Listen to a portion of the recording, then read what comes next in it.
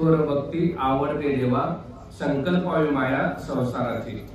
ठेविले अनंत तैसेची राहावे, चित्ती असू द्यावे समाधान. वाहिल्या उद्वेग दुःखची केवळ, भोगणे ते फळ संचिताचे. तुका मने घालू तयावरी भार, वाहू हा संसार देवा पायी.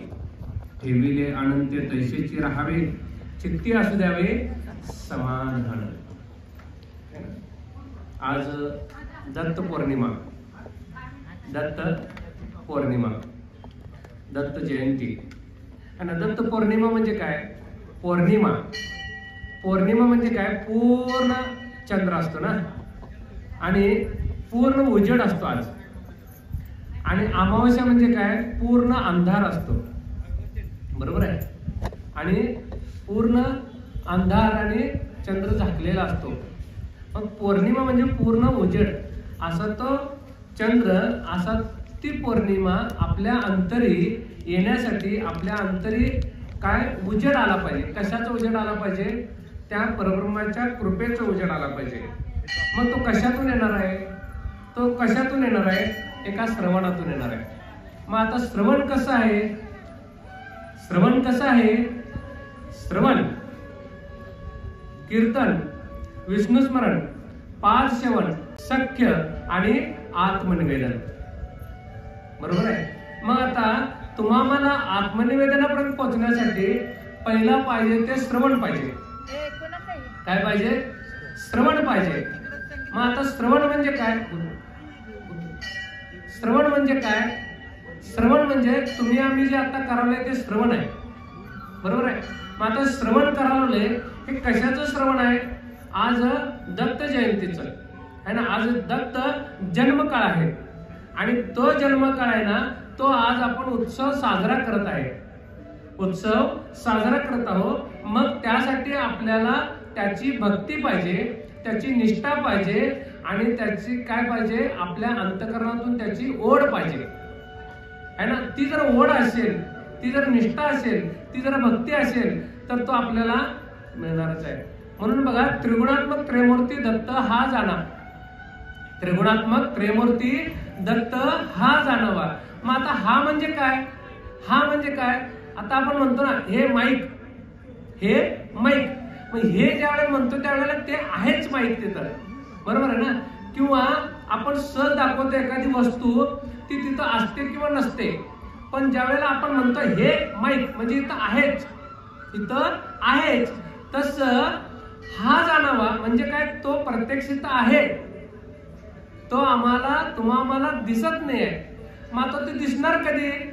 तो दिसणार कधी, है ना. मग त्याला पाहायचं कसं? त्याला पाहायचं कसं? मग त्रिगुणात्मक त्रयमूर्ती. मग आता तीन गुणात्मक कसा आहे तो? त्रिगुणात्मक, तीन गुणाच्या पण पलीकडे आहे तो. पण तुम्हाला दाखवण्यासाठी तीन गुण दाखवली. तीन गुण कुठली दाखवली? रजगुण, सत्वगुण आणि तमोगुण, बरोबर आहे. रजगुण, सत्वगुण आणि तमोगुण. मग रजगुण कुणाचा आहे? ब्रह्मदेवाचा आहे. सत्वगुण कुणाचा आहे? विष्णुदेवाचा आहे. आणि तमोगुण कुणाचा आहे? शंकर महादेवाचा आहे, बरोबर आहे. मग आता रज सत्वोत्तम, रज सत्वोत्तम यांचा जन्म कधी झालेला आहे? म्हणजे ब्रह्मा विष्णू महेशाचा जन्म कधी झालेला आहे? दत्तात्रयांचा जन्म कधी झालेला आहे? कधी झालेला आहे बघा? कधी झालाय बघा? की आपण म्हणतो युगे 28 विटेवर उभा, म्हणतो ना, युगे 28 विटेवर उभा. मग आता नेमकं युगे 28 म्हणजे काय? आपण बऱ्याच वेळा म्हणतो, बऱ्याच वेळा म्हणतो ना. मग आता नेमकं युगे 28 म्हणजे काय? बघा, छान भाग आहे, सुंदर आहे बघा. की जसं जन्मकाळ चाललाय, है ना. म्हणजे ब्रह्मा विष्णू महेशाचा जन्म कधी झाला? त्रिगुणात्मक त्रयमूर्ती दत्त हा जाणा यांचा जन्म कधी झाला? म्हणजे हे एकच आहे, हे एकच आहे. आणि युगे 28 कसं? हे पण एकच आहे. आता बघा कसं, तुम्ही म्हणा सर्वच एक आहे, तर कसं? कसं? तर बघा की एक उदाहरण देतो, मग आपण ते युगे 28चं कसं आहे बघूया. की बघा की ज्या वेळेला बालवाडीत बाळ शाळेला जातं ना, बालवाडीत, त्यावेळेला बघा 3 दिवस बाळ शाळेला जातं. आणि तिसऱ्या चौथ्या दिवशी बाळ ना येतं घराकडे, आणि पाटी एकीकडे टाकतं, पेन्सिल एकीकडे टाकतं, आणि पप्पाला म्हणतं, पप्पा मी का उद्यापासून शाळेत जाणार नाही. पप्पा म्हणतात बाळा काय झालं, कोण तुला टीचर कावल्या का, कोण डबा खाल्ला का, कोण पेन्सिल घेतली का. ते बाळ म्हणतं पप्पा मी काय उद्यापासून शाळेत जाणार नाही. मग बाळाला म्हणतात, अंजारून बंजारून बाळाला म्हणतात बाळा इकडे ये, मांडीवर घेतात आणि काय झालं सांग. मग त्यावेळेला बाळ सांगतं पप्पा आमच्या टीचर आहेत ना त्या पहिल्या दिवशी सांगितल्या 3 + 3 = 6 आणि दुसऱ्या दिवशी सांगितल्या पप्पा 4 + 2 = 6 आणि आज तिसऱ्या दिवशी पप्पा सांगितल्या 5 + 1 = 6. टीचर इतक्या कन्फ्युज झाल्यात पप्पा की किती अधिक किती बरोबर 6 त्यांना कळना. मी काय शाळेत जाणार. कोणाला कळना, बाळाला कळना का टीचरला कळना. बाळाला कळना ना. ऍक्च्युली 3 + 3 = 6च आहे, 4 + 2 = 6च आहे आणि 5 + 1 = 6च आहे. ओम केशवाय नमः 6च आहे. ओम माधवाय नमः तोच परब्रह्म आहे. ओम अच्युताय नमः तोच आहे. ओम केशवाय नमः, माधवाय नमः, गोविंदाय नमः, मधुसूदनाय नमः, त्रिविक्रमाय नमः, अनिरुद्धाय नमः, पुरुषोत्तमाय नमः, अधोक्षजाय नमः, नारसिंहाय नमः, अच्युताय नमः, ओम हरे नमः, ओम श्री कृष्णाय नमः तोच आहे. फक्त आपल्याला काय वाटतं हा वेगळा हा वेगळा हा वेगळा वाटतं. बरोबर आहे ना. पण त्या बाळाला म्हणजे आपणच बाळ आहे हो, आपल्याला कोण सांगावं बाळा हे सगळे एकच आहे. त्रिगुणात्मक त्रयमूर्ती दत्त हा जण चाललेला आहे. म्हणजे 3 गुण एकच आहेत. तोच दत्त आहे आणि तोच आहे, तो आमच्यासाठी आलेला आहे. मग आता युगे 28 बघा की कसं आलेला आहे बरं. पांडुरंग युगे 28 आले ना. मग आता ब्रह्मा विष्णू महेश, विष्णूचाच अवतार पांडुरंग, बरोबर आहे ना. श्रीकृष्ण तोच आलेला आहे तिथं. मग आता तो आलेला आहे, तो केव्हा आला. 3 प्रश्न आहेत बघा. तो केव्हा आला, कुठून आला आणि कसा आला. आता तो कसा आला. समचरण विटेवरी साजरे. दोन्ही पाय समचरण आहे ना, सारखे आहेत ना, मागं पुढे नाही. श्रीकृष्णाचे मागं पुढे आहेत, पण विठ्ठलाचे कसे आहेत समचरण आहे. विटेवरी साजरी. विठ्ठल बघा विटेवरती कसा आहे तो असा आहे. मग आता तो केव्हा आला. केव्हा आला. पुंडलिकासाठी वीट फेकली ना, पुंडलिकाने वीट फेकली ना. पुंडलिकाच्या भेटी परब्रह्म आलेला. मग पुंडलिकासाठी तो आलेला आहे. मग आता पुंडलिक कधी होऊन गेले. ऍक्च्युली परफेक्ट काय तारीख सांगता येत नाही, पण 6व्या शतकात पुंडलिक होते, बरोबर आहे. मग आता 6व्या शतकात जर असेल तर 1400 वर्षापूर्वी, बरोबर आहे, 1400 वर्षापूर्वी पुंडलिक होते. ज्ञानोबर आहे 1275, बरोबर. ज्ञानोबरायांचा काळ म्हणजे 700 वर्ष झाली. 725 30 वर्ष झाली. मग असा तुकोबरायांचा 1610च्या नंतरचा कार्यक्रम म्हणजे 400 वर्ष झाली तुकोबरायांना. तसं पुंडलिकाला 1400 वर्ष झाली. म्हणजे 1400 वर्षापूर्वी पुंडलिकानं वीट फेकली. केव्हा आलेला आहे 1400 वर्षापूर्वी. कळलं. एक भाग झाला. मग आता युगे 28 विटेवर उभा. कोण सांगतात. नामदेव महाराज म्हणतात. मग आता युगे 28 म्हणजे किती. 1400 वर्षापूर्वी वीट फेकली. पण नामदेव महाराज तर इथं म्हणतात. मग हे खोटं असेल का. नाही ना. मग युगे 28 विटेवर उभा. मग युगे 28 किती झाले बघा.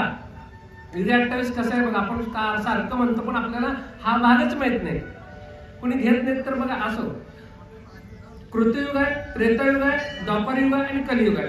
4 युग आहेत हे माहिती आहे आपल्याला. मग कृतयुग आहे 17,28,000 वर्षाचा आहे.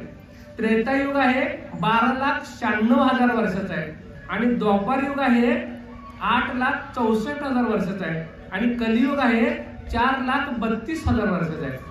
या सर्वांची बेरीज केली, तर 43,20,000 होत. 43,20,000 होतं. म्हणजे एक महायुग म्हणतो आपण याला. कृत त्रेता द्वापर कली एक महायुग झाले, बरोबर आहे. ह्या एक महायुगाचे बेरीज केले तर 43,20,000 होते. मग 1 महायुग, 2 महायुग, 3 महायुग, 4, 5, 6 असे 26, 27 महायुग आतापर्यंत संपली. 27 महायुग आतापर्यंत संपलेले. कुठल्या. ह्या मन्वंतरातले. आता जे मन्वंतर चालू आहे त्या मन्वंतराचं नाव आहे वैवस्वत मन्वंतर. काय आहे. वैवस्वत मन्वंतर. हे जे वैवस्वत मन्वंतर आहे हे 7वं मन्वंतर चालू आहे. 7वं मन्वंतर चालू आहे. मग ह्या मन्वंतराचा राजा आहे तो मनु राजा आहे. मनु राजा एक देहपुरी असे नांदत त्याची दोन्ही नारी. पुत्र पौत्र संपन्न भारी त्याने कृपा केली अमावरिगा. त्याने कृपा केली अमावरिगा. आपल्यावर त्यानं कृपा केली म्हणून आपला जन्म झालेला आहे. मनु राजापासून आपला बाप आहे तो मनु आणि आपली आई आहे ती शत्रुपा. शत्रुपा शत्रुपा म्हणजे इतकी सुंदर आहे ना ती, इतकी सुंदर आहे ना आई आपली की शतपटीनं सुंदर आहे. आत्ताचे जे कोण असतील ना त्यांच्याही पेक्षा शतपटीनं अशी सुंदर आपली आई आहे. ती शत्रुपा ही आपली आई आहे आणि मनु राजा हा ह्या मन्वंतराचा मालक आहे. म्हणून आपलं नाव पडलेलं आहे मनुष्य. मनु राजापासून आपलं नाव पडलेलं आहे मनुष्य. मग ह्या मन्वंतरातलं 27 महायुग आतापर्यंत संपली. 28वा महायुग चालू आहे आता. मग त्या 28व्या महायुगातलं कृतयुग संपलेलं आहे, त्रेतायुग संपलेलं आहे आणि द्वापारयुग पण संपलेलं आहे. लक्षात आलं? कृतयुग 17,28,000 वर्ष संपलेलं आहे, त्रेतायुग 12,96,000 वर्ष संपलेलं आहे आणि द्वापारयुग 8,64,000 वर्ष संपलेलं आहे आणि आता कलियुग चालू झालेलं आहे. कलियुगाला चालू होऊन 5,125 वर्ष झाली. परफेक्ट पाहिजे असेल तर 5,125 वर्ष. असं कसं काढलं तुम्ही हे म्हणाल? बघा, समर्थ रामदास स्वामींनी दासबोधात लिहिलेलं आहे की कलियुगाला चालू होऊन 4,760 वर्ष झाली. 4,760 वर्ष झाली आणि 1652 ते 1658 पर्यंत दासबोधाचं लिखाण केलेलं आहे समर्थाने. मग तिथनं पुढची वर्ष ऍड करायची. 365 वर्ष झाली आता. 365 आणि 4,760 वर्ष तेवढं बरोबर येतं. 5,100 वर्ष झालेले आहेत आतापर्यंत कलियुगाला चालू होऊन. मग आता त्या कलियुगामध्ये पण 4,32,000 वर्षाचा आहे. त्या कलियुगामध्ये पण 4 चरण पडतात. प्रथम चरण आहे ते 1,08,000 वर्षाचं आहे. द्वितीय चरण आहे ते 1,08,000 वर्षाचं आहे. तृतीय चरण आहे ते 1,08,000 वर्षाचं आहे आणि चतुर्थ चरण आहे तेही 1,08,000 वर्षाचं आहे. मग बघा, प्रथम चरणामध्ये तुम्ही आम्ही आहोत. आता प्रथम चरणामध्ये आपल्याला आयुष्य आहे ते 100 वर्षाचं आहे. द्वितीय चरणामध्ये 75 आहे. आता आले म्हणा 75लाच. असं तृतीय चरणामध्ये 50 आहे आणि चतुर्थ चरणामध्ये फक्त 25 वर्ष आयुष्य आहे. आपण 100 आहे तर कितीला जागवले बघा. मग 25 म्हटल्यावर कितीला जगणार, केव्हा लग्न होणार, केव्हा पोरं होणार, असं तिकडे जायला नको आपल्याला. काय आपण राहणार नाही, काय नाही, त्याचा विचार करायला नको आपण. मग सांगायचं म्हणजे काय, कलियुगाला सुरुवात झाली कधीपासून? ज्या वेळेला महाभारताचं युद्ध संपलं तेव्हापासून. परीक्षित राजा ज्या वेळेला गादीवर बसला त्यावेळेला. बरोबर आहे? आता सहज रोगानं भाग आला म्हणून सांगतो की महाभारताचं युद्ध आपल्याला सर्वांना माहित आहे ना. त्या महाभारताच्या युद्धामध्ये किती संख्या होती माहिती आहे? किती संख्या होती माहिती आहे? 18 अक्षरांची संख्या होती. हे माहित आहे आपल्याला. 18 अक्षरांची संख्या होती. मग ऍक्च्युली 18 अक्षर म्हणजे किती बरं संख्या झाली? किती बरं झाली बघा. कौरवांच्याकडे होते ते 11 अक्षरांची सैनिक होते आणि पांडवांच्याकडे होते ते 7 अक्षरांची सैनिक होते. फक्त 7च अक्षर होते आणि कौरवांच्याकडे 11 अक्षरांची सैनिक होते. म्हणजे सगळे महाभारतातले तिथं सैनिक आले होते, राजे आले होते, रजवाडे आले होते. सगळेजण आपापले राजे घेऊन आले होते. कशासाठी? युद्ध करण्यासाठी. युद्ध करण्यासाठी आले होते. बघा की ज्या वेळेला भावाभावात भांडणं होत्या त्यावेळेला बघा, भावाभावात भांडणं झाल्यानंतर बाहेरचे सगळेजण भाग घेतात. त्यामध्ये घेतात की नाही? काही जण यांच्याकडे होतात, काही जण त्यांच्याकडे होतात आणि भांडणं सोडवायला जातात. भांडणं तर सोडवतच नाहीत, अजून जरा भांडण कसं लागतात हे बघतात. असं म्हणून भावकीला इतरांना मित्रांना कधी भांडणात घ्यायचंच नाही. भावाभावाच्या सांगायचं बघ काय की इथं बघा, कौरव आणि पांडवांच्या मध्ये युद्ध चालू होतं ना, तर सगळ्या भारतातून राजे आले होते. भारत म्हणजे कुठं परत होतं माहिती आहे? अफगाणिस्तान आत्ताच आहे ना, तोही भारतच आहे. तो होता गांधार देश होता. गांधार देश, गांधारी तिथली आहे ती अफगाणिस्तानातली. बघा, तिथून पाकिस्तान, म्यानमार, बांगलादेश हे सगळा एवढा मोठा, भूतान, नेपाळ, चीन वगैरे सगळा, चीन नाही, भूतानच्या अलीकडचा भाग सगळा जो आहे ना, तो सगळा एवढा मोठा भारत देश होता. एवढ्या ह्याच्यातनं सगळे सैनिक आले होते तिथं भाग घ्यायला. कोण पांडवांच्याकडे होते, कोण कौरवांच्याकडे होते. अशी संख्या झाली होती 39,36,600 जण होते. किती होते? 39,36,600 जण होते. म्हणजे 18 औक्षणी सैनिक होते. आता एक औक्षणी म्हणजे 2,17,700 होतात. 39,36,600 भागिले 18 केले की तेवढे येते. बरोबर मी केलेलं आहे, तुम्ही काय गणित करू नका. सांगायचं भाग काय की एवढे सैनिक होते, त्यामध्ये एवढे सैनिक होते. मग सगळेजण असे यांच्याकडे, यांची बाजू कुणाला आवडेल पांडवांची, ते पांडवांच्याकडे होते. कुणाला कौरवांची बाजू आवडेल ते कौरवांच्याकडे होते. पण एक असा राजा होता, 10 मध्ये एक असा असतो बघा की त्याला चांगलं सगळं आवडत असतं. तो काय म्हटला? श्रीकृष्णाजवळ येऊन म्हणाला, देवा हे मला काय तुमच्या भांडणातलं काय ते भावाभावातलं भांडणं मला काय आवडत नाहीये, आणि मी काय करतो, मला काय ह्या युद्धामध्ये भाग घ्यायचा नाहीये. मग त्यावेळी श्रीकृष्ण म्हटले, मग तुमची काहीतरी नवीन इच्छा असेल,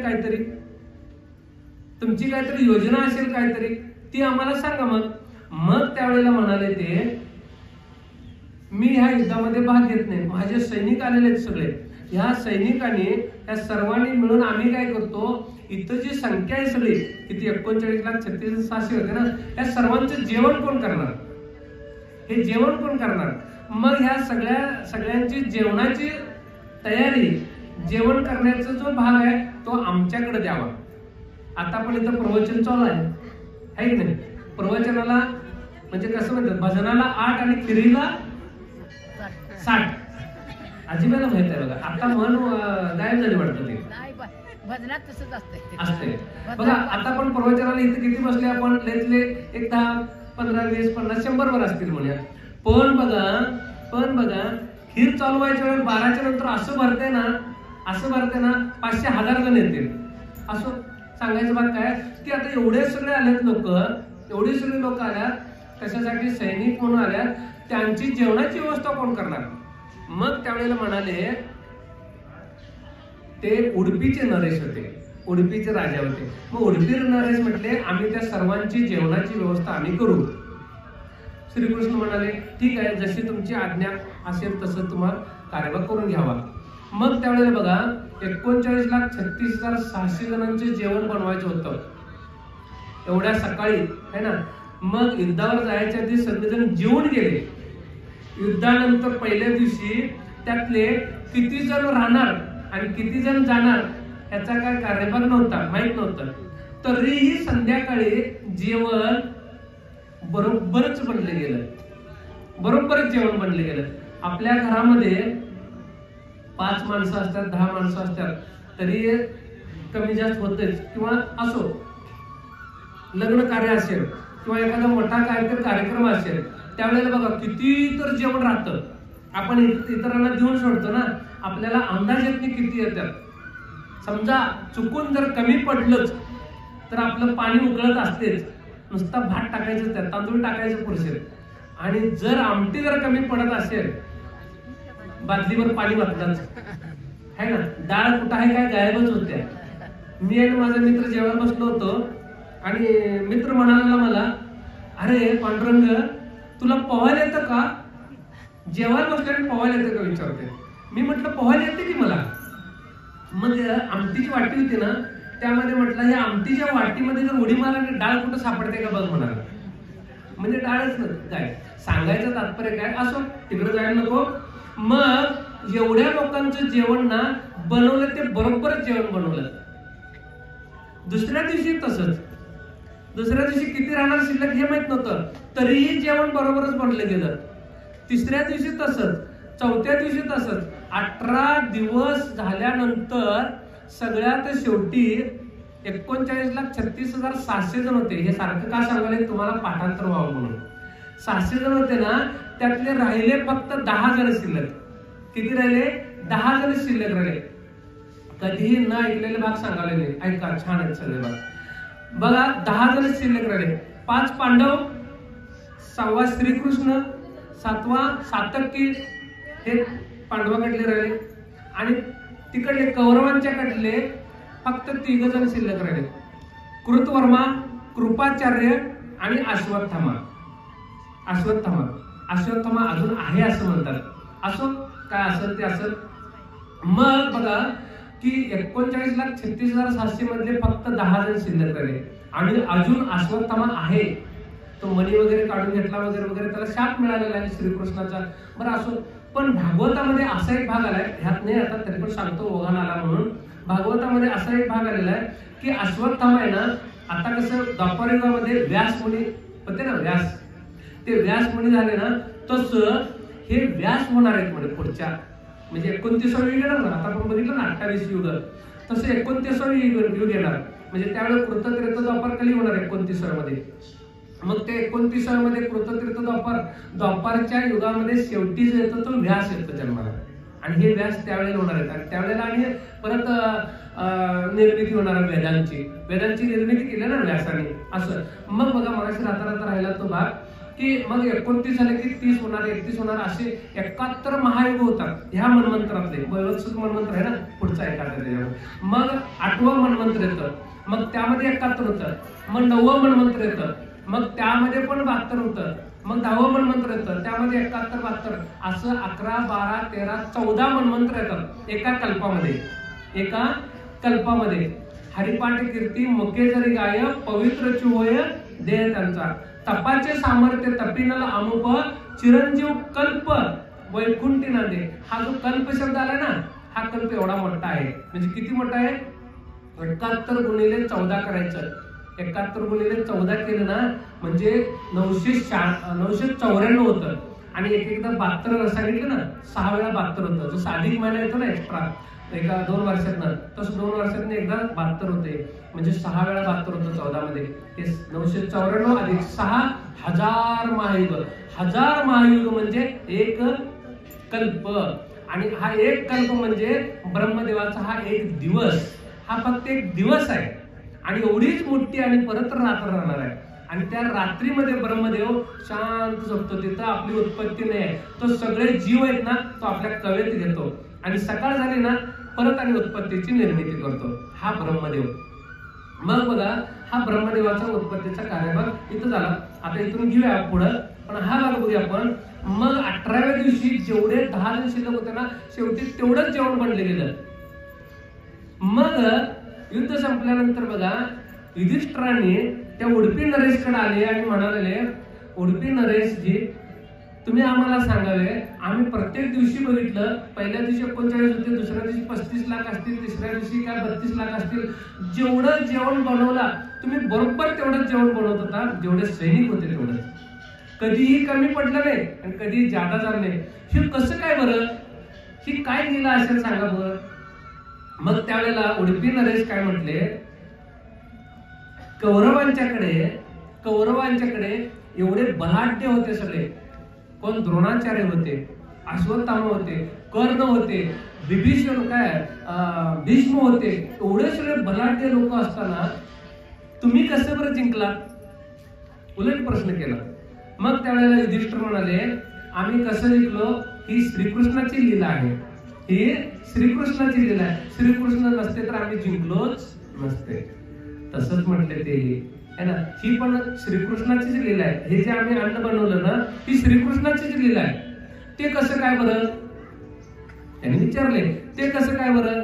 मग त्यावेळेला त्यांनी सांगितलं की पहिल्या दिवशी ज्या वेळेला जेवण बनवायच्या वेळेला श्रीकृष्ण काय करायचे, पहिल्या दिवसापासून शेंगा खायचे, भुईमुगाच्या शेंगा. भुईमुगाच्या शेंगा एवढ्या खायच्या की 50 शेंगा खाल्ल्या आज रात्रीला तर उद्या दिवसाला की 50,000 लोक मरायची. किंवा आम्ही मोजायचो ते शेंगा. आज समजा 100 शेंगा खाल्ल्या, आज 200 शेंगा खाल्ल्या, 200 शेंगा खाल्ले की 2 लाख उद्या दिवशी मरणार आहेत दुसऱ्या दिवशी. मग प्रत्येक दिवशी त्यांनी काय करायचं, किती शेंगा खात्यात ते आम्ही शेंगा मोजायचो आणि तेवढी लोक मरणार आहेत. असं श्रीकृष्णाचं चातुर्य होतं. हे श्रीकृष्णाचं चातुर्य होतं. आणि एवढी लोक मरणार आहेत असं ज्या वेळेला समजलं, त्यावेळेला आम्ही तेवढं जेवण कमी करणार आणि तेवढं जेवण आम्ही त्या पद्धतीने आम्ही जेवण बनवत होतो. मग श्रीकृष्ण तिथंच होते. अहो, माझी काय लीला, ही तुमचीच लीला आहे. मग त्यावेळेला बघा, श्रीकृष्णाने त्या उडपी नरेशला असा आशीर्वाद दिला, तुम्ही सगळ्यांना जेवण घातला आहात, तुम्ही सर्वांना जेवण घातला आहात ना एवढ्या, तुम्ही इथून पुढं सर्व ऐका, तिथं बसतात, मागची येऊन बसतात ते. इथून पुढे बघा तुम्ही सर्व भारतवर्षाला जेवण घालणार म्हणून आशीर्वाद दिला. म्हणून आज बघा भारतभरामध्ये उडपीचे सगळे हॉटेल आहेत बघा. हा श्रीकृष्णाचा त्यांना आशीर्वाद आहे. चल येते ना उडपी हॉटेलला बघा, ते आशीर्वाद आहे. ही कुणाची तर कृपा लागते, कुणाचा तरी आशीर्वाद लागतो. म्हणून सांगितलेलं बघा की आज ब्रह्मदेवाचा काय आहे की ब्रह्मा विष्णू महेशाचा नवे नवे त्रिगुणात्मक त्रिमूर्ती दत्त हा झाला. त्यांचा काय आज जन्मकाळ आहे. काय आहे आज जन्मकाळ आहे, दत्त जयंती आहे. मग आता त्यांचा जन्म कसा झाला आपण बघूया थोडक्यात. त्यांचा जन्म आपण कसा झाला बघूया आपण. या सर्वांनी पुढे या, पुढे या. पुढे आला तर सर्वांना ऐकायला मिळेल छानपैकी. दादा तुम्ही पण या पुढे वाटल्यास. या सर्वांनी पुढे पुढे या. पुढे सर अजून पुढे बसला तर चालेल, पुढे सर पुढे बसला तर चालेल, म्हणजे मागची लोक मागे लोक असतील तिथं. बघा की ओम नमोजी आद्या है ना, ओम नमोजी आद्या वेद प्रतिपाद्या स्वयं वेद्या आत्मरूपा है ना. बघा ब्रह्मदेवाचा, विष्णुदेवाचा आणि महेश देवाचा एवं त्रिगुणात्मक त्रिमूर्ती दत्त हा जाना. हा आपण जन्मकाळ आपण साजरा करतोय. हा आपण जन्मकाळ साजरा करतोय म्हणजे हा आपण उत्सव साजरा करावे है ना. बस शांत ऐकला तर तुम्हाला लक्षात येईल, कळत सुद्धा. आपल्या जीवनामध्ये प्रामुख्याने उत्सव येतात बघा है ना. बरेचसे उत्सव येतात. जावळाचा कार्यक्रम असेल म्हणजे उत्सव आहे तो, किंवा आपण काय म्हणू त्याला सोहळा म्हणू. सोहळा असतो, जावळाचा सोहळा आहे, मुंजीचा सोहळा आहे, आणि कुठला बारशाचा सोहळा आहे, लग्न सोहळा आहे. तसा हा दत्त जयंतीचा सोहळा आलेला आहे ना. हा काय आध्यात्मिक सोहळा आहे, पण पारमार्थिक सोहळा आहे. पण आपल्या जीवनामध्ये असे 3 सोहळे येतात, असे 3 सोहळे येतात संसारातले. आपल्याच अंगणामध्ये आपल्याला पाटावर अंघोळ घालतात नाही. पहिला सोहळा आपला सर्वांचा झालेला आहे. आनंदी सोहळा पहिला सोहळा आनंदी.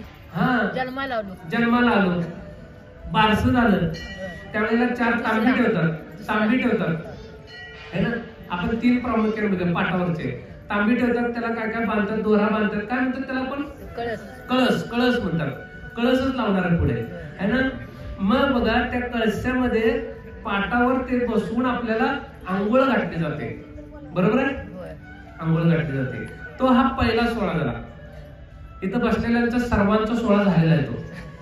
दुसरा सोहळा आपल्याला आपल्याच अंगणामध्ये पाटावर आंघोळ घातली जाते आपल्या लग्नामध्ये. इथं बसलेल्यांचं सगळ्यांचं झालेलं नाहीये. काही काहींचं व्हायचं आहे लग्न, काही काहींचं झालेलं आहे. पाटावर आंघोळ घालतात माणूस. आणि तिसरा सोहळा आपल्याच अंगणामध्ये पाटावर घालतात. इथं बसलेल्यांचं सगळ्यांचा नाही झाला अजून. पहिला सगळ्यांचा झालाय, दुसरा निम्म्यांचा झालाय, आणि तिसरा कोणाचाच झालेला नाही. तो झाला की मग काय विषय असो आहे ना. पाटावर अंघोळ घालतात ना, असा सोहळा आहे. मग सांगायचं भाग बघा की हे सोहळे असा आपल्या जीवनामध्ये आज हा पारमार्थिक सोहळा आलेला आहे. एवढा आनंदाचा सोहळा आहे जन्मकाळ दत्त जयंतीचा आहे ना. म्हणून त्रिगुणात्मक त्रिमूर्ती दत्त हा झाला. मग तो कसा आलेला आहे बघा. तो आता कसा आलेला आहे बघा की ओम नमोजी आद्या, ओम नमोजी आद्या. आता ओम कसा काढतो तो, ओम कसा काढला जातो. आकार, आकार तो ब्रह्मा, उकार तो विष्णू, मकार तो महेश. ओम पूर्ण झाला, ओम पूर्ण झाला नाही. ओम पूर्ण झाला बघा. आकार उकार आणि मकार ओम पूर्ण झालेलं नाही आहे. मग ओम पूर्ण कधी होतो, ज्यावेळेस टिंब मध्ये येतात ना त्याच वेळेला पूर्ण होतो. तुम्ही कितीही चांगलं जेवण बनवा, किती त्यात मध्ये एवढंच मीठ आहे ना, ते मीठ हे घालावंच लागतं बघा. किती मसाला घाला आणि किती स्वादिष्ट बनवा, पनीरची भाजी करा आणि काय वाटतं ते करा, पण एवढंच मीठ टाकल्याशिवाय ती भाजी चांगली होत नाही आहे ना. तस आकार उकार मकार हे ब्रह्मा विष्णू महेश झालेले आहेत. पण ज्या वेळेला जो चौथा आहे ना बघा, चौथा आहे तो आल्याशिवाय ओम पूर्ण होत नाही. आणि त्या चौथा म्हणजे काय, तो सद्गुरू आहे. तो सद्गुरू आहे. बघा, तो सद्गुरू आल्याशिवाय म्हणजे तो शुद्ध सत्वगुण म्हणतात त्याला. आपण 3 गुण म्हणतो ना, 3 गुण म्हणतो, 4 गुण आहेत. 4 गुण आहेत. माऊली सांगितलं ना, काय त्रिगुण आसार निर्गुण हे सार, सारासार विचार हरी पाठ. आता त्रिगुण आसार आहे, तिकडला भाग आहे. मग प्रब्रह्म तेवढा तिकडला आहे. आणि तो प्रब्रह्म चौथा ज्यावेळेला येतो त्यावेळेला हे ओम पूर्ण आहेत. आणि त्यावेळेला हे ब्रह्मा विष्णू महेश पूर्णत्वाला आहे. लक्षात आलं? हा झाला ओम. ते टिकली आहे ना, त्याशिवाय ओम पूर्ण होत नाही. जसं ओम वरती आहे आणि त्याच्या खाली काय माहिती का, स्वस्तिक असतं. स्वस्तिक, स्वस्तिक म्हणजे काय आहे, आपण आता स्वस्तिक करतो बघा. स्वस्तिक असतं ना, ते स्वस्तिक कसं असतं बघा, ज्यावेळेला अशी एक रेष ओढतो, अशी एक रेष ओढतो, पण त्यात ऍक्च्युली कसं आहे, इथून वर जायचं असतं. एक मध्ये एक टिंब असते. म्हणजे कसं आहे, सलोकता, समीपता, स्वरूपता आणि सहजता, 4 मुक्ती दाखवल्या तिथं. मग असं येतो अंतकरण, मन, बुद्धी, चित्त, है ना, असे 4 भाग येतात. आणि मध्ये येतात टिंब असतात ना 4, हे स्वस्तिक झालं. आता मध्ये 4 टिंब आहेत ना, धर्म, अर्थ, काम आणि मोक्ष, हे प्राप्ती आपल्याला. मग ही धर्म, अर्थ, काम, मोक्ष प्राप्त झाल्यानंतर आणि मध्ये जी टिंब दाखवली पहिल्या स्थानाची, ती टिंब म्हणजे काय, ती अंतरात्म्याची टिंब आहे. ती मधली टिंब कुणाला दिसत नाही आहे. तसं बघा, आपल्या आतमध्ये जो अंतरात्मा आहे तो कुणाला दिसत नाही आहे. मग हे स्वस्तिक, स्व आस्तिक, आपलं स्वतःचं अस्तित्व जिथं आहे ते स्वस्तिक आहे. आणि ओम कधी भेटणार आहे, स्वतःचं अस्तित्व संपलं ओम भेटणार आहे. ओम म्हणजे काय, परब्रह्म. आपलं अस्तित्व दाखवतो आपण, मी किती मोठा आहे, है ना, माझं किती वर्चस्व आहे, हा, माझं माझं माझं माझं आणि भ्रांतीचं ओझच आहे ते सगळं. बघा, कृतयुगामध्ये 4 अक्षरी राक्षस होता. ऐकताय बघा, कृतयुगामध्ये 4 अक्षर राक्षस होता. त्याचं नाव आहे हिरणाक्ष, हिरणाक्ष राक्षस. आणि त्रेतायुगामध्ये 3 अक्षर राक्षस झाला, त्याचं नाव रावण. आणि द्वापार युगामध्ये 2 अक्षरी नाव होतं, कंस. आणि आता कलियुगामध्ये 1 अक्षरी राक्षस आहे. कोण? मी. ताईंना लवकर कळलं बघा, है ना, त्यांनी छान श्रवण करायला लागेल बघा, है ना. असं श्रवण करावं, श्रवण असं करावं ना आता श्रवण. म्हणून ही श्रवण ही भक्ती पहिली भक्ती आहे, नवविधा भक्तीतली. नवविधा भक्ती मग सांगतो ना, श्रवण, श्रवण, कीर्तन, विष्णू स्मरण, 5 श्रवण, अर्चन, वंदन, दास्य आणि सख्य आणि आत्मनिवेदन. आत्मनिवेदन पण कधी जाणार आपण, श्रवण असेल तर. श्रवण असेल तर कीर्तन होणार आहे. आता हे चालू आहे ते कीर्तन आहे ना, प्रवचन आहे, कीर्तन प्रवचन चालू आहे. मग श्रवणातून कीर्तन आहे, श्रवणातून मग नामस्मरण आहे, श्रवणातून मग नामस्मरण आहे, श्रवणातून अर्चन आहे, श्रवणातून वंदन आहे, श्रवणातून दास्य आहे, श्रवणातून शक्य भक्ती आहे. मग श्रवणातून काय आहे, आत्मनिवेदन आहे. मग आत्मनिवेदन निवेदनापर्यंत आपण कधी पोहोचणार, आत्मनिवेदनापर्यंत आपण कधी पोहोचणार, श्रवण झालं तर. ऐकलेचे ऐकावे, पुन्हा पुन्हा ऐकावे, या नाव श्रवण. बघा काय चाललं होतं भाग आपला मगाशी, राक्षस, मी आहे ना. हा जो मी आहे ना, तो आपल्याकडे अहंकार म्हणून येतो. आणि तो अहंकार आपल्याला त्यागता आला पाहिजे. आणि तो अहंकार त्यागला तर आपल्याला कळणार आहे ओम, ओम कळणार आहे. त्याशिवाय ओम कळणार नाही. म्हणून आपण साष्टांग दंडवत म्हणतो ना देवाला, है ना, साष्टांग दंडवत. सद्गुरूशी घालावे साष्टांग भावे नमस्कार, सद्गुरूशी घालावे साष्टांग दंडवत घालायचं आहे. म्हणजे सद्गुरू बघा, सत्य दत्ताचे गुप्त रूप आहे. सद्गुरू, सद्गुरू या शब्दाचा अर्थ काय बघा, सत्य, द म्हणजे दत्ताचे, गो म्हणजे गुप्त आणि रू म्हणजे रूप.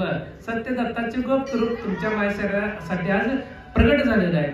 म्हणून ते कळलं तर आपल्याला दत्त जयंती खऱ्या अर्थाने कळणार आहे. म्हणून सर्वांनी जर शांत ऐकायला लागला तर बघा, आता सुंदर भाग आता सांगूया आपण. खऱ्या अर्थाने द्वैत आणि अद्वैत काय भाग बघा, खऱ्या अर्थाने बघा.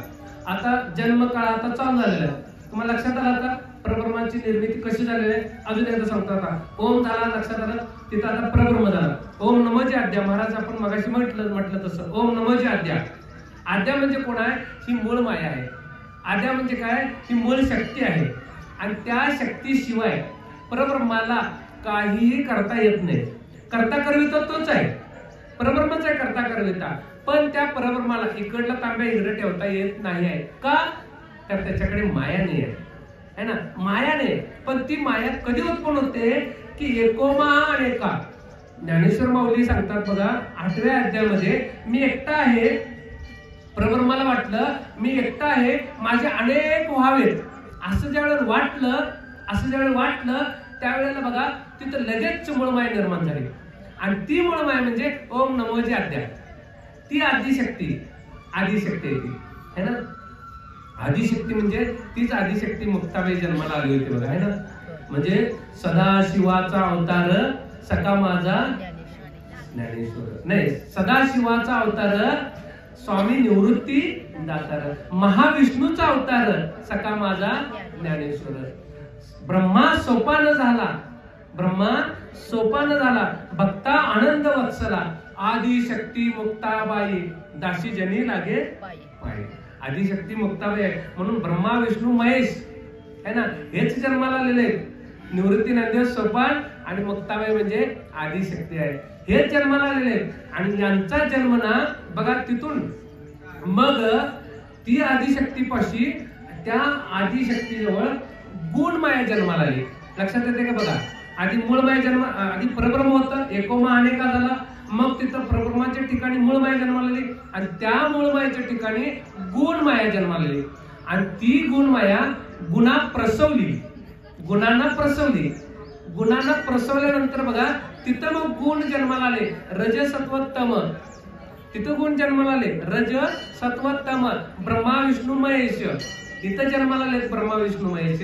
आणि तेच बघा ब्रह्मदेव, विष्णुदेव आणि महेशदेव म्हणजे रज सत्व तम. आणि त्या तमोगुणापासून हे आकाश निर्माण झालेलं आहे. त्या आकाशापासून वायू निर्माण झाला आणि त्या वायूपासून तेज निर्माण झालं आणि त्या तेजापासून पाणी निर्माण झालं आणि त्या पाण्यापासून ही पृथ्वी निर्माण झाली. आणि त्या पृथ्वीवरती चारी खाणी चारी वाहनी जन्माला आलेले आहेत. मग ही पृथ्वी निर्माण झाली, इथं पाण्यापासून पृथ्वी निर्माण झाली की नाही. पाण्यापासून लोक म्हणतात पाण्यापासून कसं होईल बरोबर. त्या साऊथ आफ्रिकेत काढलं होतं बघा एक 10-12 वर्षापूर्वी बिग बँग खाली खोदून वगैरे 27 किलोमीटर काय लाखो करोड रुपये खर्च केले पृथ्वीची निर्मिती, ब्रह्मांडाची निर्मिती कशी झाली बघायसाठी. अहो या इथं सगळं आहे, आपल्या ज्ञानेश्वरीत सगळं आहे, आपल्या दासबोधात सगळं आहे, आपल्या ग्रंथामध्ये आपल्या वेदामध्ये सगळं आहे. वाचन ते ना माऊलीने त्यावेळेला लिहिलेलं आहे. का उदकाचे आवेशे लखलखीत तेज दिसे, का उदकाचे आवेशे अध्याय 7वा ओवी क्रमांक 58. उदकाचे आवेशे लखलखीत तेज दिसे म्हणजे त्या उदकापासून लाईटची निर्मिती होते. त्यावेळेला माऊलीने लिहून ठेवले 700 वर्षापूर्वी. उदो असतोचेनी प्रमाणे जैसे न चालता सूर्याचे चालणे. म्हणजे सूर्य इकडून उगवतो आपल्याला वाटतो पण तो सूर्य चालत नाही आहे. पृथ्वी सूर्याभोवती गोलगोल फिरते, स्वतःभोवती फिरत सूर्याभोवती फिरते. हे ज्ञानेश्वर माऊलीने त्यावेळेला लिहिलेलं आहे. उदो असतोचेनी प्रमाणे हे लिहिलेलं आहे 4थ्या अध्यायामध्ये 99 ओवी आहे. ओवी क्रमांक 99 लिहून घ्या वाटल्यास आणि बघा घरात जाऊन ज्ञानेश्वरी असेल तर असं बघा सांगितलेलं बघा. त्यावेळेला एवढा सगळा अभ्यास केलेला आहे माऊलीने. 14-15 वर्षी 16 वर्षी ज्ञानेश्वरी लिखाण पूर्ण करून सोडलेलं आहे. म्हणून सांगितलं बघा की एवढं सगळं तुम्हाला आम्हाला दिलेलं आहे, एवढं सामर्थ्य दिलेलं आहे पण आपण वाचत नाही, आपण त्यातलं घेत नाही. आणि हे ज्ञानेश्वरी उदयास्तप्रमाणे सूर्याभोवती फिरते पृथ्वी हा शब्द ज्ञानेश्वरात लावलाय पण आपण म्हणतो गॅलिलिओसनं लावला. गॅलिलिओसनं लावला ना, त्याने अभ्यास केला, त्याने अभ्यास करून त्याचं मांडलं. म्हणून हे सगळं आपल्या ग्रंथामध्ये आहे, आपल्याला घेता आलं पाहिजे. मग इथपर्यंत आलो होतो. ही पृथ्वी कशी निर्माण झाली, पाण्यापासून निर्माण झाली, हे ज्ञानेश्वरीत लिहिलेलं आहे. हे ज्ञानेश्वरीत लिहिलेलं आहे, हे 8व्या अध्यायात लिहिलेलं आहे माऊलीने. मग बघा आता खोटं वाटत असेल तर ही पण पृथ्वी पाण्यापासून निर्माण झालेली आहे. एक जण म्हणतात लोखंड पाण्यापासून कसं झालं, सोनं पाण्यापासून कसं झालं, जस्त पाण्यापासून कसं झालं. हे सगळं पाण्यापासूनच झालेलं आहे. आता बघा आपली ही पृथ्वी पाण्यापासून झाली ना. मातीचे 3.5, पित्याचे 3.5, श्वणित, शुक्लित, लाळ, मूत्र, स्वेद याच्यापासून आपला पृथ्वीचा हा देह निर्माण झालेला आहे. मग आता दात एवढे कठीण दात पाण्यापासून झाले. कसे केले त्याचा तोची जाणे आपल्याला माहिती नाही आहे. मग तसं चारी खाणी चारी वाणी इथं निर्माण झाल्या. लक्षात आलं गुण माया ही त्याचे रूप आहे. मग आता बघा सुंदर असा भाग बघा की आज दत्त जयंती निमित्त दत्तात्रयांचा जन्मकाळ आहे, बरोबर आहे. मग दत्तात्रयांचं कसा भाग आलेला आहे बघा. वस्त्र कुठले घेतलेलं आहे दत्तात्रयांनी? वस्त्र कुठले घेतलेलं आहे? भगवस्त्र घेतलेलं आहे ना, केसरी भगवस्त्र म्हणून आपण त्याला. भगवस्त्र म्हणजे काय? वैराग्याचं प्रतीक आहे. इथं आहे फोटो मागे आहे ना, तुम्ही मला सांगा काय काय काय काय आहे त्यामध्ये. भगवस्त्र आहे. भगवस्त्र म्हणजे काय? वैराग्याचं प्रतीक आहे. असं वैराग्य आलं की तसं आपल्याकडे वैराग्य आलं पाहिजे. वैराग्य म्हणजे काय माहितीये काय? विवेक आणि वैराग्य पाहिजे, दोन्ही पाहिजे माणसाकडे. जर नुसतंच वैराग्य असेल तर चालणार नाही, विवेक पाहिजे. वैराग्य असते की माणसाकडे 4 प्रकारचे वैराग्य आहेत माहिती आहे तुम्हाला. हेकांडपीस वैराग्य आहे, स्मशान वैराग्य आहे, प्रसूती वैराग्य आहे आणि चौथा आहे ते विवेक वैराग्य आहे. हेकांडपीस वैराग्य म्हणजे काय? असंच काहीतरी करायचं, काहीतरी नियोजन करायचं. आता उद्यापासून मी सोडली, 31 डिसेंबरला म्हणतो बघा, उद्यापासून मी सोडली. काय सोडली? त्याचा तो चालू आहे की नाही. मग 1 जानेवारी तेवढा सोडतोय, 2 जानेवारी सोडतोय आणि लगेच 7-8 दिवस झाले की काय राम नाही म्हणतोय ना चालू. म्हणजे काय? हे वैराग्य तात्पुरतं टिकणार वैराग्य आहे, तात्पुरतं. आता स्मशान वैराग्य, हे काढ झालं ते स्मशान वैराग्य कसं असतं बघा. स्मशानात राहणार वैराग्य. थोडासा आवाज वाढवता का बघा. बघा हे खंड पीस वैराग्य झालं. आता स्मशान वैराग्य कसं आहे बघा, थोडासा आवाज. स्मशान वैराग्य कसं असतं? माणसं स्मशानात जातात आहे ना, कुणाला एखाद्याला घेऊन जातात. मग ते मड जळत असतं तिकडं, मड जळत असतं आणि जळत असलेलं मड बघून काय म्हणतो माहिती? मनुष्य जळाला तिकडं. अरे त्यानं मला काल बिडी मागितला, मी त्याला काडी दिलो, त्यानं मला बिडी दिला, आम्ही दोघं मिळून बिडी पिलो. सकाळी उठून बघतो तर त्याचा फोन आला मेला म्हणून. काय खरं नाही बाबा जीवनाचं. आता मी सगळं सोडून देणार. आता काय करणार? मी नामस्मरण करत बसणार. ओम नमो जद्या वेद प्रतिपाद्या ओम श्री गुरु दत्तात्रय श्रीपाद श्री वल्लभाय नमः दिगंबरा दिगंबरा श्रीपाद वल्लभ दिगंबरा हेच करणार म्हणतोय. आता हे करणार म्हणतोय. पण स्मशानात आहे तोपर्यंत, स्मशानात बाहेर आला लगेच दारू दुकान दिसते, चला आता जाऊया म्हणते. म्हणजे काय झालं? हे वैराग्य कितीपर्यंत टिकलं? स्मशानात आहे तोपर्यंत तेवढ्या पुरतं टिकणार. प्रसूती वैराग्य पण तसंच आहे, ते स्त्रियांचा भाग आहे. एक आपला झाला तर स्त्रियांचा भाग सांगूया. त्या वेळेला बघा, प्रसूतीच्या वेळेला त्या स्त्रीला असं वाटतं आता बास बाबा त्या कळा बघून वाटतं ना, ह्या कळा नकोत बाबा प्रसूतीच्या वेळेला, दुसरं नाही आता. आणि 2-3 आहेतच. सांगायचा काय भाग आहे? असं सांगायचा भाग आहे हे प्रसूतीच्या वेळेला तसं वाटणं हे वैराग्य आहे. पण आणि तात्पुरतं टिकणार वैराग्य आहे. पण विवेक वैराग्य आहे ना, ते वैराग्य बघा. भगवस्त्र म्हणजे काय? वैराग्याचं प्रतीक आहे. द्वैत आणि अद्वैत सांगतो. हे द्वैत मांडले इथं, पण त्याचा अद्वैत काय भाग आहे हे आपण बघू. आता अद्वैत काय भाग आहे ते आपण बघू. मग बघा की विवेक वैराग्य म्हणजे सोपं करून सांगतो एकदम तुम्हाला, लय अवघडच जायला नको. विवेक म्हणजे काय? विवेक विषय वेगळे करणे, विषय वेगळे करणे, विवेक कळलं.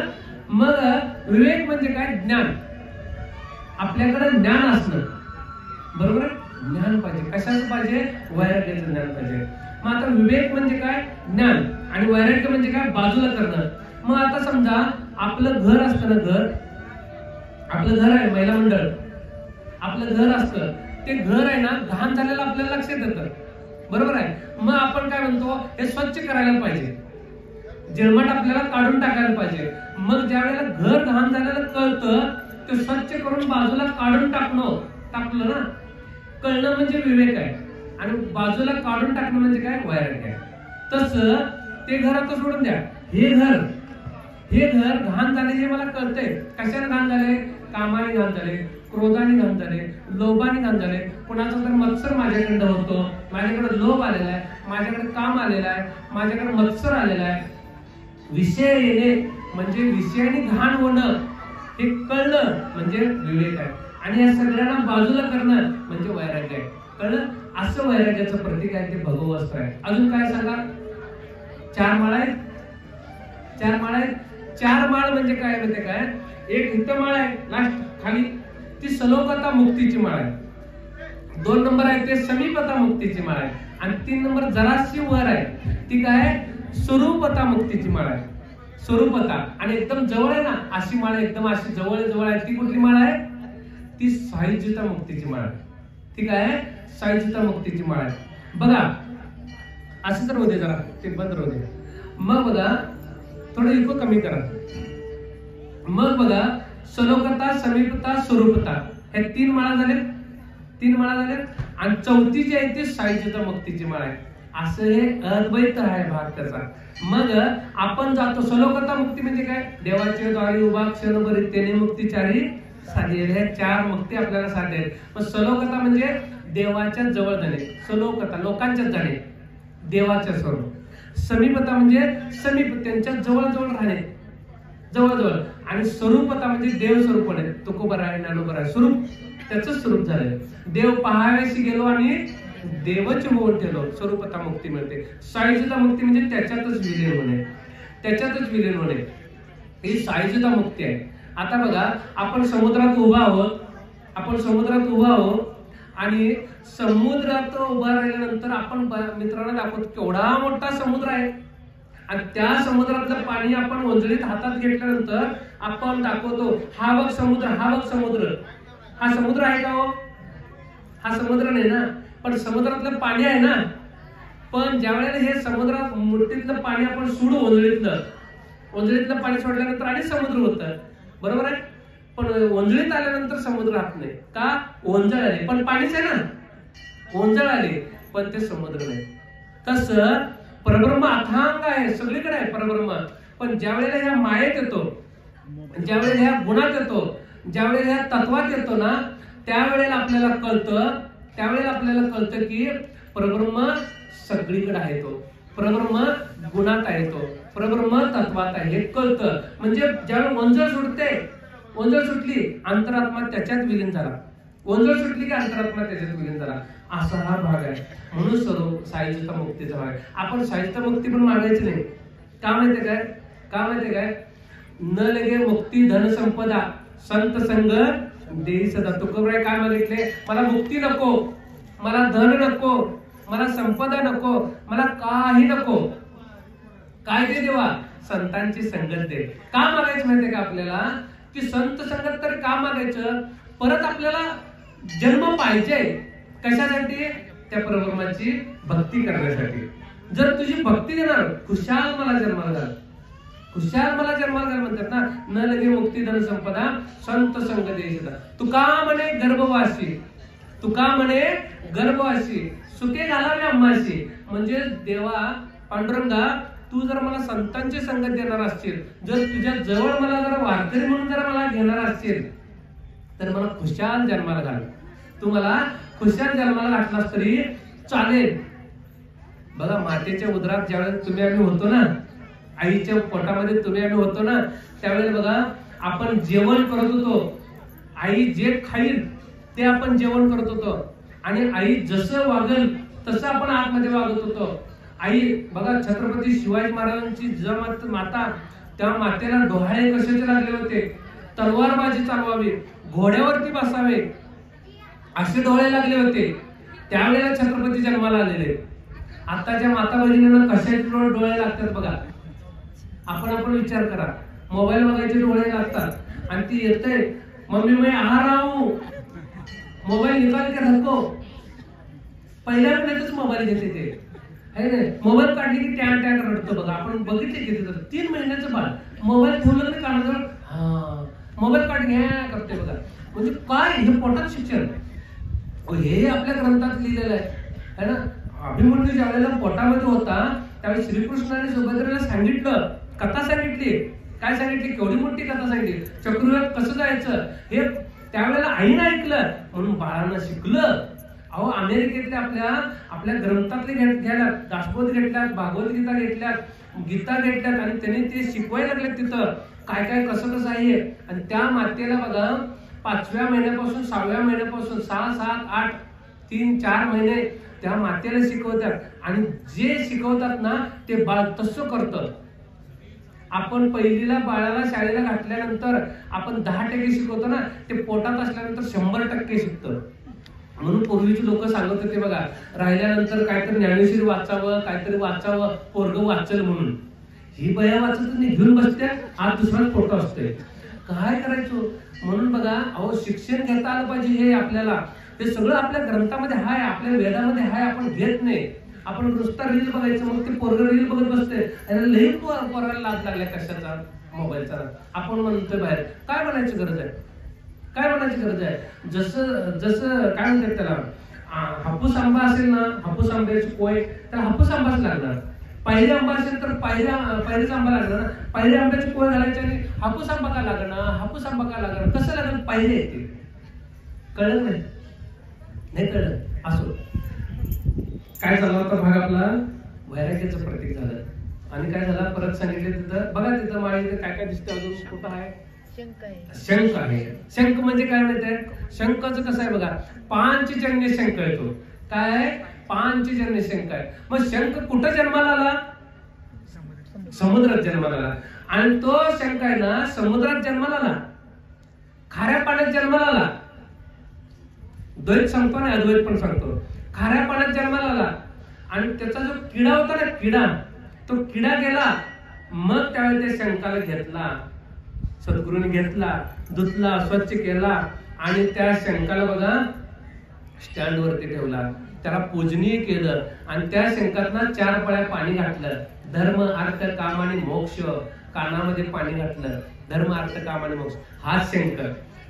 त्या शंखाचा खाऱ्या पाण्यात जन्म झाला होता, समुद्राच्या.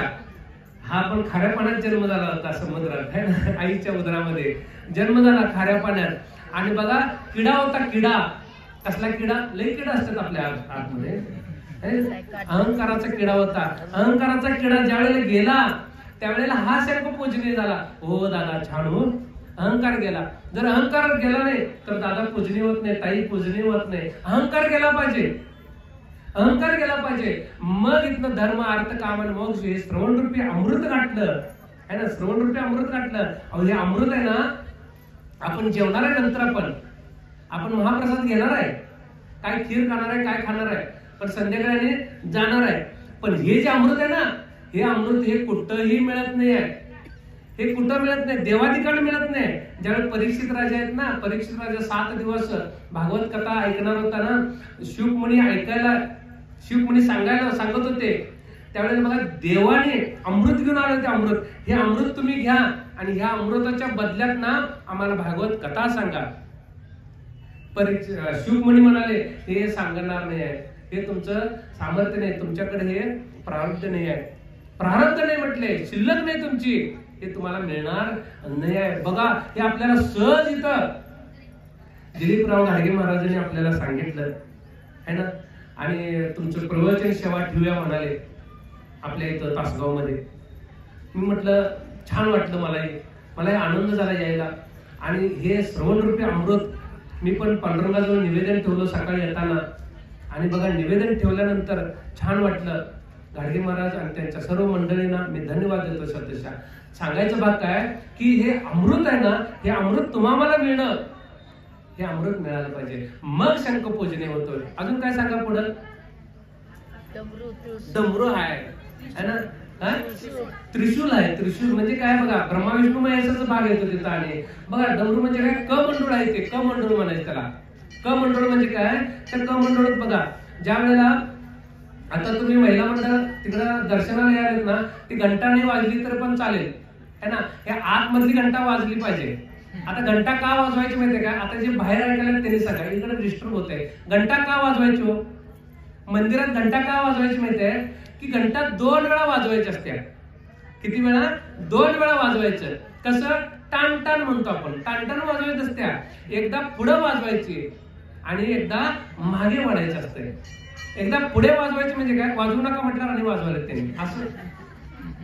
आता वाजवू नका इथनं पुढं, त्यांना आतल्यानं ऐकायला येत नसलं, आत आहे ना घंटा ते असो. तर ह्याचा अद्वैत भाग बघा काय की एकदा पुढं मारतो ना त्यावेळेला काय म्हणतो माहिती आपण, ह्याला शास्त्र आहे घंटेला वाजवायला. गमणार तो राक्षसा, गमणार तो तू राक्षसा. माझ्यातले देवा राक्षसी गुण आहेत ना, काम आहे, क्रोध आहे, लोभ आहे, मत्सर आहे, दंभ आहे, संशय, चिंता, हे जे अहंकार आहे ना, ह्याचं गमन होऊ दे. गमन म्हणजे जाऊ दे, तुझ्या चरणी जाऊ दे देवा. आणि दुसऱ्यांदा घंटा आपल्याकडे वाढायचे असतात, टाणटाण 2 वेळा वाजत असते. एकदा तिकडं म्हणजे राक्षसी गुण आहेत ना तुझ्या चरणी होते देवा, आणि इकडं वळायचं म्हणजे काय, तुझ्यातले जे चांगले गुण आहेत ना देवा ते माझ्या अंतरी होते. आव्हानार तू देवाना, आव्हानार तू देवाना, आव्हान करायचं देवाला. माझ्यातले देवाचे गुण, तुझ्यातले देवाचे गुण आहेत ना ते माझ्या आतमध्ये होते. म्हणजे देवासारखा आहे हो तुम्ही असं म्हणतात ना, म्हणजे देवाचे गुण असतात आपल्या आतमध्ये, त्यावेळेला देवासारखा म्हणतात. सत्वगुण वाढीस लागला ना देवगुणाच होतो, तमोगुण वाढीस लागला ना राक्षस गुणाचं होतो, आणि रजगुण वाढीस लागला ना तर बघा सगळ्यांचं माझं माझं माझं ते माझं, दुसऱ्यांचं ते माझं, असं आपल्याला वाटतं. म्हणजे काय, भ्रम येतो आपल्याकडे. भ्रम म्हणजे काय कळतं का हो, काय बाबा बडबडालाय कवाच्या, काय सांगायला कळण झालंय असं वाटत नाही ना. सारखा पुढे सारखा पुढे सारखा पुढे सारखा सगळ्यांना सगळं सारखं. तुम्ही पण जरा पुढे आला तर पण चालेल. सगळी गर्दी खूप वाढत आहे, जरा पुढे पुढे सारखा.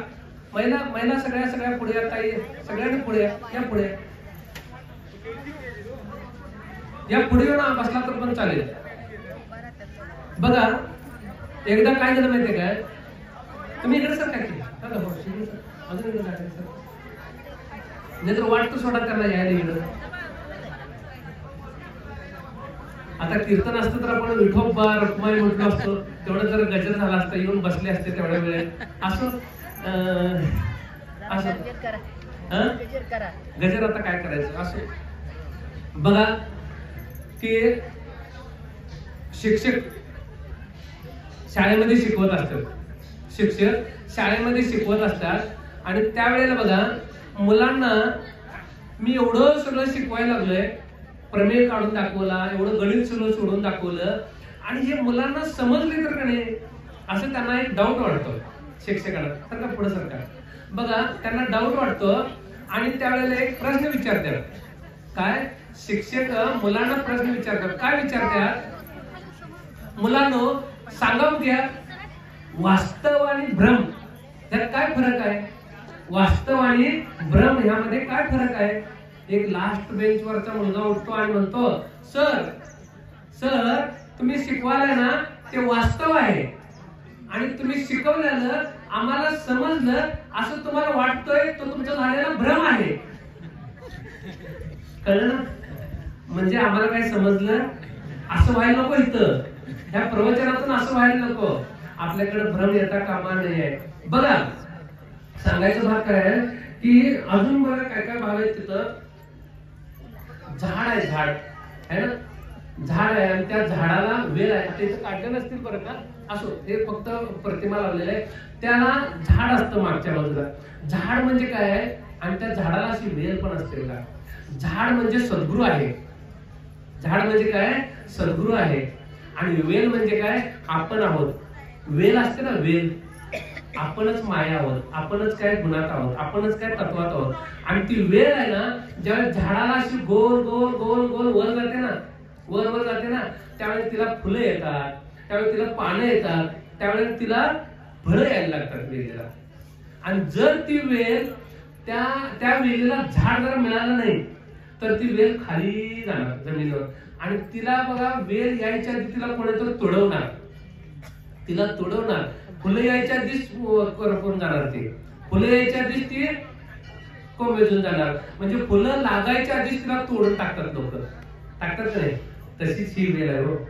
ज्यावेळेस सद्गुरु कृपा होईल, झाड मिळेल, सद्गुरु मिळेल, तर आपण वर वर जाणार आहे, आणि फुलं लागणार आहे सद्गुणाचे, सद्विचाराचे, सत्कर्माची फुलं लागणार आहेत आपल्या आतमध्ये. आणि जर सद्गुरु नाही भेटले तर आपण असंच भरकटत जाणार आहे, मग लचके तोडणार विषय आहे आपल्याला. म्हणून ते झाड महत्वाचं आहे. परत गाय आहे, गाय त्यामध्ये है ना. गाय म्हणजे काय, कामधेनू आहे, कामधेनू. गाय म्हणजे काय, कामधेनूचं प्रतीक दाखवलेलं आहे. म्हणजे जे पाहिजे ते, बरोबर आहे, जे पाहिजे ते मिळणं म्हणजे काय, कामधेनूचा प्रकार आहे. बघा अजून काय त्यामध्ये, चार श्वान आहेत. श्वान श्वान म्हणायचं, इथं बसले ना आपण, श्वान म्हणायचं, श्वान छान वाटते ना, श्वान म्हणते. बघा 4 श्वान म्हणजे काय माहितीये काय, रजोगुण, तमोगुण आणि सत्वगुण. आणि पांढरं जे व्हाईट मध्ये आहे ना, व्हाईट ते शुद्ध सत्वगुणाचं आहे.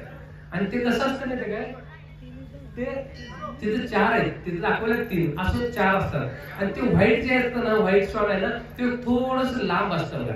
नाही सॉरी, ते थोडस जवळ कसं सद्गुरूंच्या चरणाजवळ असतं. जे व्हाईट म्हणजे काय, पांढरं जे आहे ना, ते शुद्ध सत्वगुण आहे. आपण जर शुद्ध सत्वगुणात असतो ना, तर दत्तात्रयांच्या चरणाजवळ आहे. आणि ते तपकिरी कलरचं असतं बघा. तपकिरी कलर म्हणजे काय, जरा इकडं जरा तिकडं, जरा इकडं जरा तिकडं, म्हणजे काय रजोगुण सत्वगुण. जरा देवाला आलं की देवासारखं, बाहेर गेला म्हणजे इथं बसल्या तनू, बाहेर गेला मन पाहून, है ना. इथं आहे तो पण वा वा वा वा वा वा वा, बाहेर गेला काय करू काय करू, है ना. असा भाग असतो रजोगुण. तळ्यात मिळत, तळ्यात मिळत. आणि सांगितलं एक तत्व नाम, एक तत्व नाम दरड धरी म्हणा, दृढ धरी रे म्हणा. हा बघा, एक तत्व नाम दृढ धरी रे म्हणा. एक धरता आलं पाहिजे, एकच धरायचं. नवरा एकच असतो बघा, बाकीचे नसतात. बाकीचे म्हणजे काय, सगळे भाऊ. बघा तसं मालक एक पाहिजे. कोण मालक एकच आहे, तसं मगाशी आपण बघितलं ना, परब्रह्म एकच आहे. मग आता बाकीच्या देवाला जायचं की नाही, जायचं आहे. जाऊन तिथे जावे परी विवेक असावे, विवेक सहित जावे. मग जायचं नाही असं नाही. तर तिथेही गेलं तर काय नमस्कार करायचं, आकाशात पतितम त्वरेता गच्छति सागरम सर्व देव नमस्कारम केशवम प्रतिगच्छति. एका केशवालाच नमस्कार जाणार आहे. तो कुठेही नमस्कार केला तरी केशवाला जाणार आहे. म्हणजे रज सत्व तम असं 4 त्या श्वानांचा भाग आहे. परत त्यामध्ये बघा, दत्तात्रयांच्या मागे नदी असते, इथं दाखवले नदी असते. नदी म्हणजे काय माहिती काय, भवसागर आहे, भवसागर. या भवसागरातून तरुण आपल्याला पलीकडे जाता आलं पाहिजे, पार होता आलं पाहिजे. आणि तिथं पार झाल्यानंतर बघा, मग दत्तात्रयांचा प्राप्ती आपल्याला. अलीकडून पैलतीराकडे जायचं आहे. ह्या अलीतीराकडून म्हणजे कुठं आहे, अलीतीर म्हणजे काय, संसार आहे. त्या संसारातून आपल्याला पलीकडे जाता आलं पाहिजे. आणि संसार कसा आहे, संसार दुःख मूळ लागतींगळ, लागतींगळ चटके लागतात आपल्याला, एवढे चटके लागतात, एवढे चटके लागतात. पण आपल्याला कळत नाही, आपल्याला कळत नाही. आपल्याला तो संसार चांगलाच वाटत असतो. एक छोटस उदाहरण आहे बघा, की संसार कसा चांगला वाटतो, है ना. संसार कसा चांगला वाटतो तो बघा, की दंडक, दंडक आहे ना, इथं ठेवतात दंडक. तो म्हणजे काय, आधार आहे. दंडकाचा भाग म्हणजे काय, आधाराचा भाग आहे. ज्यावेळेला आपण नामस्मरण करतो ना, ओम श्री गुरु दत्तात्रय श्रीपाद श्रीलोना, ओ दिगंबरा दिगंबरा श्रीपाद श्रीलोना, आधार आहे. तसं आधार आपल्याला पाहिजे. आपल्या बापाचा आधार असतो, आपल्या नवऱ्याचा आधार असतो, आपल्याला बायकोचा आधार असतो. आपल्या सर्वांचा घरातल्यांचा आधार असेल ना, तर सगळं उत्तम भाग असतो बघा. भावाचा आधार असतो, है ना. 4 भाऊ असले ना, तर त्यांचा आधार असतो, है की नाही. जर एकत्र असले तर त्याला आधार मिळत नाही. पण 4 भाऊ असतात ना, ते इतकं चांगलं राहत असतात. पण ज्यावेळेस 4 जणी येतात बघा, 4 भाऊ सगळे हॉलमध्ये बसून चर्चा करत असतात, तिकडे हे लावायचं, तिकडे ते लावायचं, अंक लावायचं वगैरे वगैरे. पण ज्यावेळेस 4 जण येतात बघा, त्यावेळेस चौकटीतनं बघतात, असं करते एक जण, ते येते लगेच, का तसं काय केलीस, माझ्या बोटात किती ताकद आहे बघायला म्हटली, है ना. असं म्हणतात. दुसरी धाकटी असते ती असं म्हणतात. ती काय करते माहिती का, असं बसलेला एवढंच करते, ते येते, तुझ्या बोटात एवढी ताकद आहे, माझ्या डोळ्यात किती ताकद आहे बघून, है ना. ह्या बघा, आधार पाहिजे, आधार. म्हणून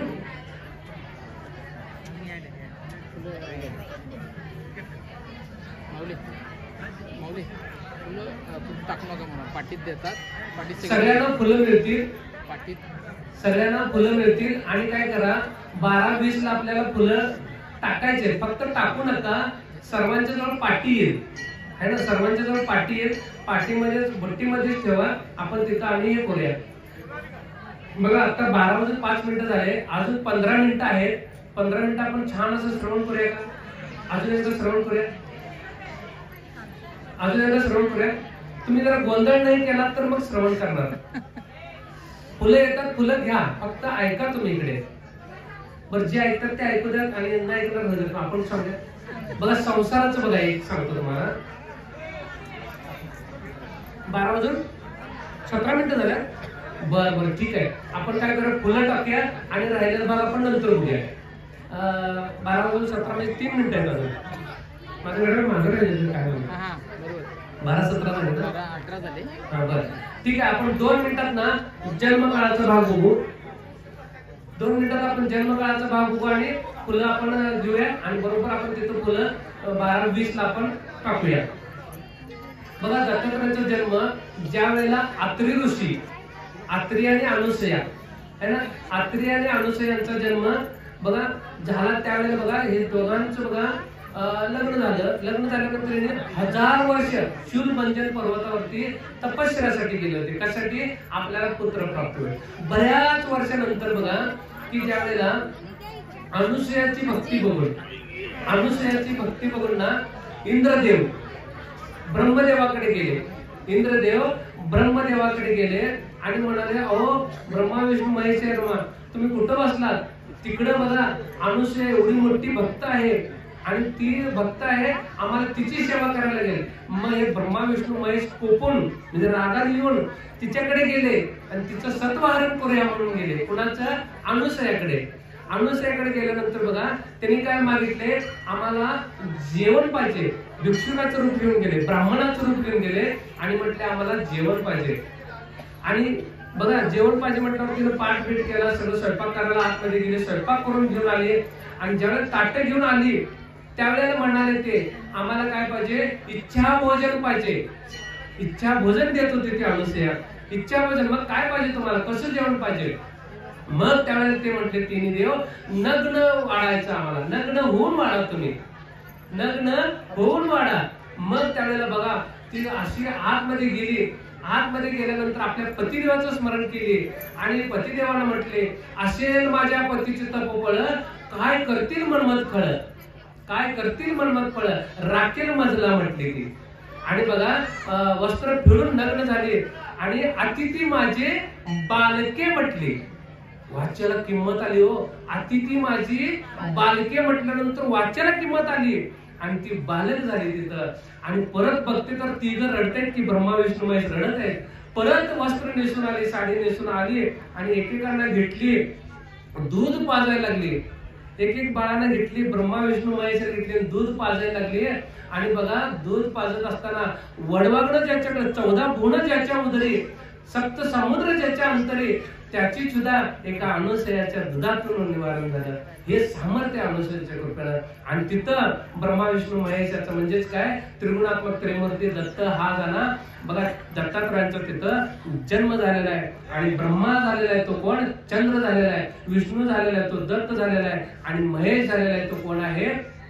दुर्वास ऋषी झालेला आहे. मग चंद्र आणि दुर्वास म्हटले, अहो माते आम्ही ऋषी, आम्ही तप करायला जाणार, दत्त तुझ्याजवळ राहील. म्हणून सत्वगुण तेवढा आपल्या जवळ राहता आला पाहिजे. म्हणून आज आपला जन्मकाळ साजरा आपण करूया. 12-20 झालेले सर्वांनी फुलं टाकूया आणि त्यानंतर एक फक्त 10 ते 15 मिनिटं प्रवचन होईल आणि बरोबर 12:30ला आपण भोजनाचा आपण आस्वाद घेऊया. फक्त जर सुंदर असं प्रवचन अजून तुम्हाला ऐकायचं असेल तर दंगा न करता आपण काय तसं बुट्टीतून फुलं द्यावेत. बरोबर आहे ना? पोचलेत सगळ्यांना? इकडे काय मिळालं नाही. हा मिळालं नाही. इकडे बघा. आता काय करा, सर्वांना बुट्टी द्या जवळजवळ, म्हणजे ती फुलं देऊ द्यात परत आणि तिथं घालू द्यात फुलं.